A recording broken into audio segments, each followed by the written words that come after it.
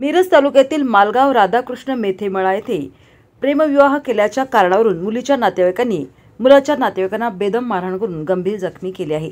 या मारहाणीत शिवाजी खरात, सानिका खरात, राजक्का बरखडे, शालाबाई वाघे, सुनीता कुळेकर हे जखमी झाले आहेत। मुलीने प्रेमविवाह केल्याच्या रागातून मामा, मुलीचे आईवडील आणि त्याच्या नातेवाईकांनी घरात शिरून हल्ला करून काठी आणि रॉडने मारहाण केल्याची माहिती मिळाली आहे।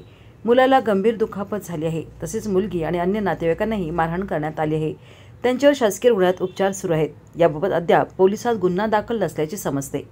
दादासाहेब तुकाराम वाघे आणि माझ्या मुलांना प्रेम लग्न करून आल्यानंतर मी प्लॉटवर घरी नेऊन सोडलं आणि सोडल्यानंतर मी गेलो निघून तिकडे तासगावला गेल्यानंतर संध्याकाळी 7 वाजता बरोबर येऊन 5 जणांना हाणमार करून निघून गेले।